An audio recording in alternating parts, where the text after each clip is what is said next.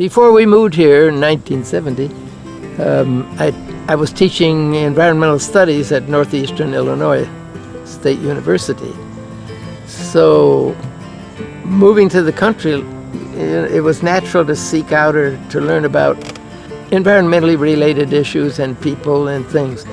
At that time, there was a group of defender-type people that were fighting a freeway that was going to go up and down the Fox River Valley.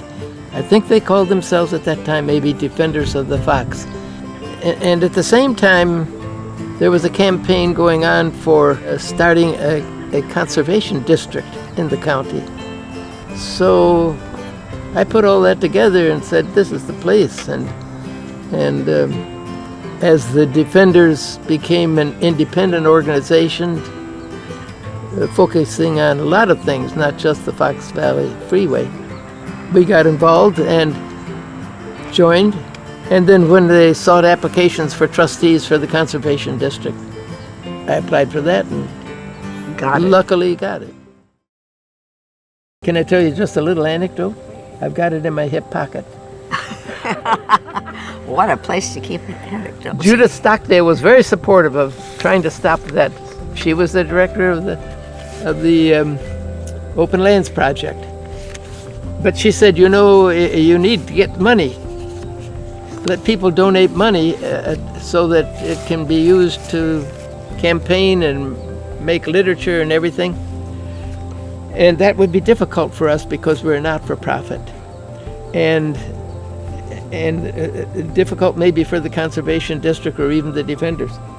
So with the Defenders people got a new organization, the Northeastern Illinois Committee on Freeways, and here's an old envelope from it. And we had our own stationery, our own mailbox at the Ringwood Post Office, and people could give money to that and not worry about, we didn't have to worry about not-for-profit status. We could use that money to campaign all we wanted.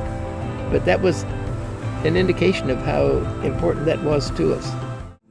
I think the most pressing, the most serious thing following up on the Fox Valley Freeway was what we call the FAP 420 right-of-way that would have come up sort of parallel with Route 12 in Lake County, threatening a lot of wetlands in Lake County.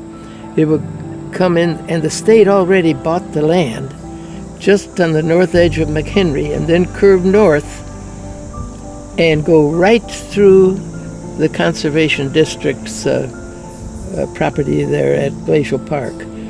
There were two cames, geological cames in Glacial Park, and they were going to go right through between the cames, but shave off a whole side of the biggest came. And I think not only the damage to that location, but the implications for future growth, that was one of the worst environmental situations that the county faced. And the Defenders fought it.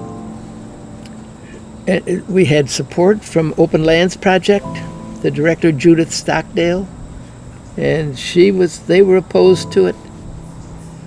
And I remember this one time when the conservation trustees, the district trustees, met with the main honchos from the state transportation department. We met right out there so everybody could see what would be done to that property. And that's where later on the Trail of History was held for many years at the base of that cane. And there we came in a station wagon, the 6 trustees bouncing along on the bottom, and in a helicopter came the state transportation people. Talk about differential power. But the Defenders, with help from other organizations, stopped it. And that was both the most serious crisis, single one, and I think greatest success that I can remember, single success. Because if that road had gone through, development, subdivisions, commercial areas They would be all over northeastern Illinois.